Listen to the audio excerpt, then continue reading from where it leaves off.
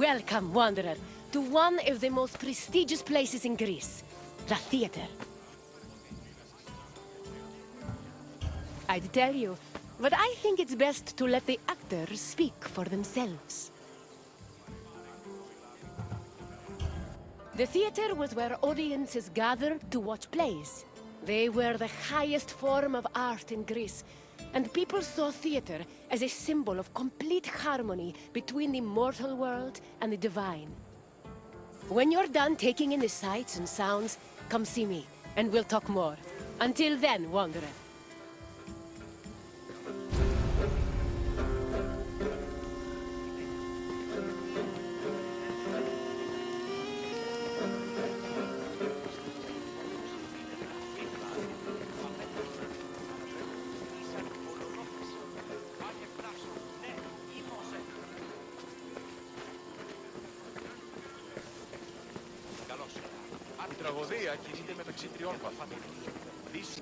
Theater is not just part of geek culture, but was a major part of Greek culture. In Athens, comedies and dramas originated from the dancing and singing performed by members of the cult of Dionysus. Between 536 and 533 BCE, theater's burgeoning importance in Athens was demonstrated when the responsibility of organizing tragedies was entrusted to the archon, the highest-ranking magistrate in the city. From then on, theater grew rapidly in popularity, and soon a permanent space for performing and watching plays was built on the slope of the Acropolis. During the 5th century BCE, theater became intertwined with Athens' democracy. It often functioned as an echo chamber for political ideas, and in some cases, it could even influence public opinion. As a result, in the 4th century BCE, Plato coined the term theatrocracy to describe his city's politics.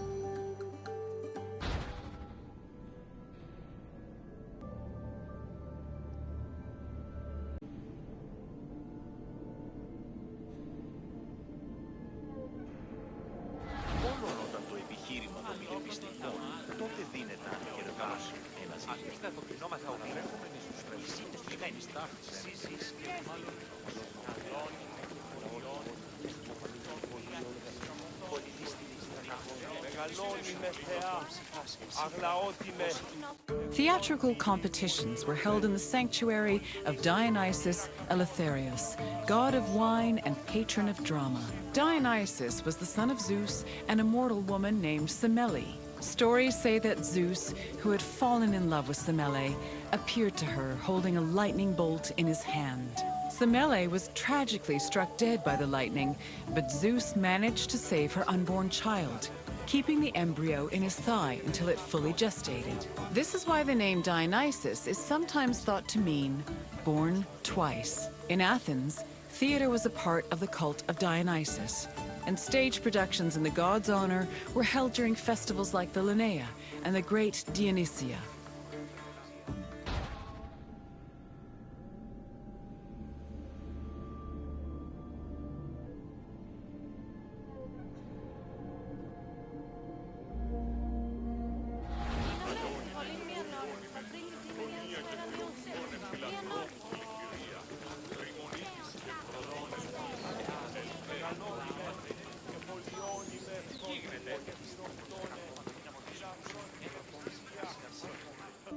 In Athens, there were 3 festivals that honored Dionysus with drama performances: the rustic Dionysias, the Linnea, and the Great Dionysia. For the rustic Dionysia, each deme of Attica organized their own Dionysiac procession. The parades were full of phallic songs, dances, and symbols meant to signify fertility, and participants wore drunkard masks and sang bawdy lyrics about the god. The Linnea was the oldest Dionysian festival. It was exclusively reserved for Greek citizens and mostly made up of comedy performances. Finally, the Great Dionysia was the most important festival. Taking place over several days, it began with a parade called a phallophori, followed by a dithyramb contest, and ending with consecrated drama competitions.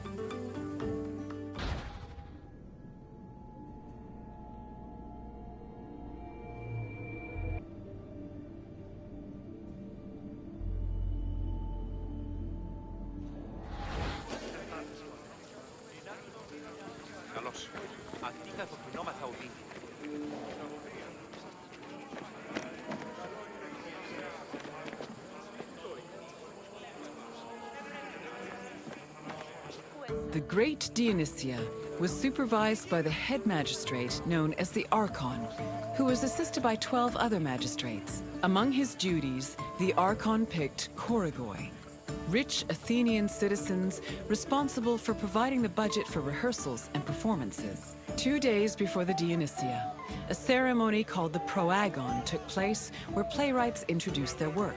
The Dionysia finally began in earnest with a procession to the god's temple, followed by sacrifices and a symposium. The next 2 days centered on dithyramb contests, while the final 4 days were dedicated to drama competitions. The contests' outcomes were decided by 10 judges who were appointed at random by the Archon. The judges placed their votes in an urn, and 5 of the votes were randomly picked to determine the winner.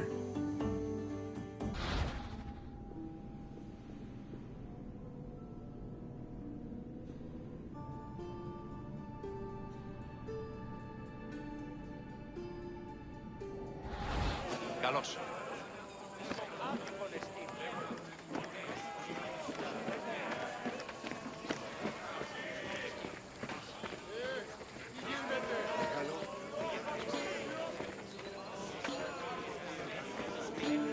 All Athenian stage actors were male, regardless of whether they were playing men or women. Tragedies originally featured only one actor performing alongside a chorus, eventually reaching a maximum of 4. Adding more roles opened up the opportunity for dramatic dialogue. During performances, they prepared themselves in the skene, a building that served as a backstage area, before emerging onto the proskenion, or stage. The skene could be painted to represent backdrops like palaces, temples, and tombs. Its roof was reserved for appearances by the gods. These gods could be moved around with a crane called a mechane, which produced spectacular visual effects. On stage, actors wore masks and elaborate costumes. For tragedies, they were adorned with magnificent clothes. While for comedies, actors playing male characters wore hugely exaggerated phalluses, probably to maximize the laughs.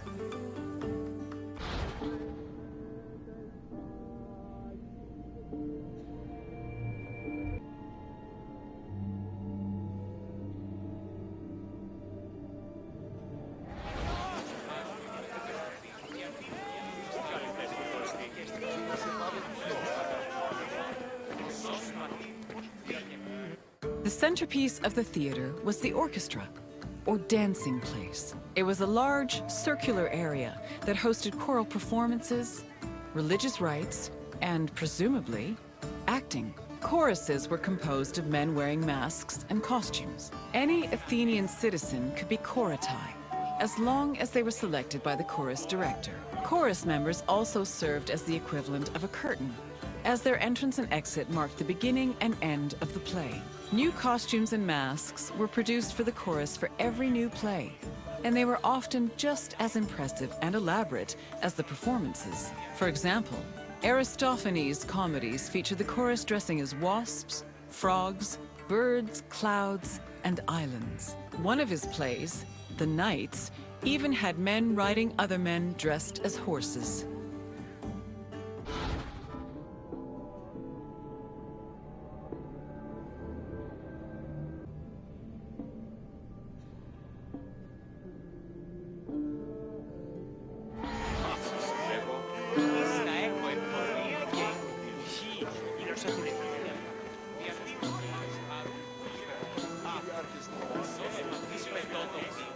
Athens' Theatron, or performance space, could seat up to 17,000 people, nearly a tenth of the population of Attica.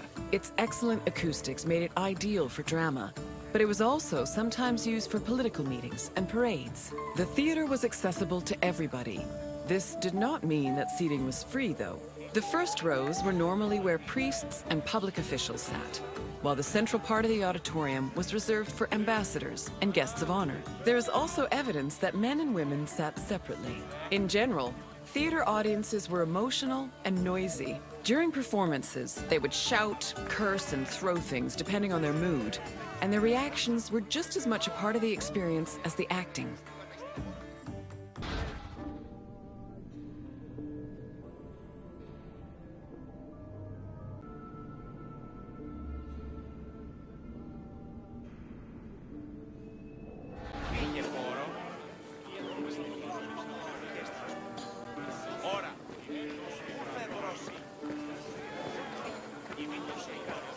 Hello again, Wanderer.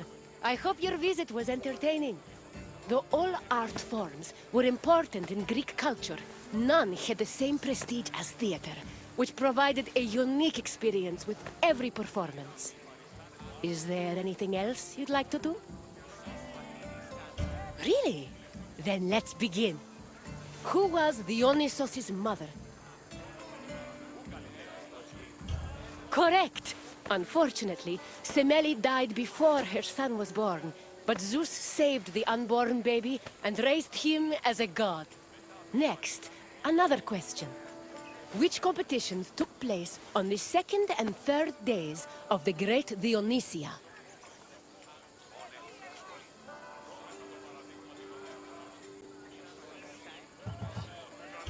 Yes, the Theramvi were hymns dedicated to Dionysos, and the Thyrambos contests were held on the second and third days of the festival. And finally, the last question. Which of the following is the oldest festival dedicated to Dionysos?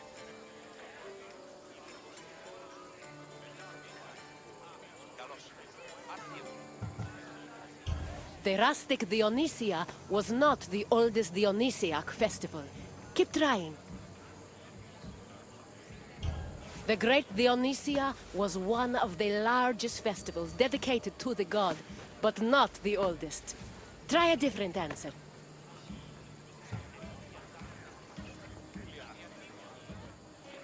You are correct. The Linnea was the oldest Dionysiac festival. Congratulations, Wanderer. You're a very studious theater goer.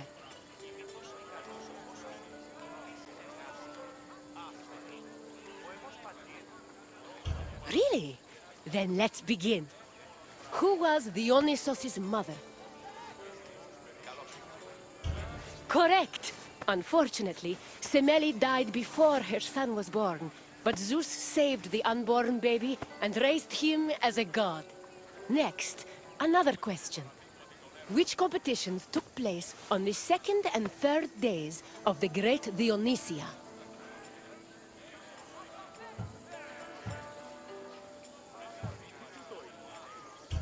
Yes, the Theramvi were hymns dedicated to Dionysos, and the Thyrambos contests were held on the second and third days of the festival. And finally, the last question. Which of the following is the oldest festival dedicated to Dionysos?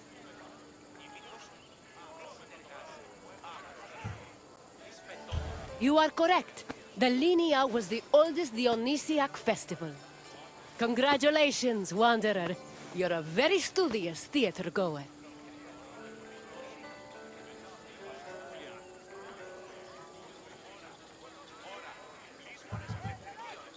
Then I will leave you be.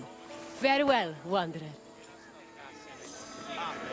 Ispettore, ore, σχολεία του Λαβεδαίους.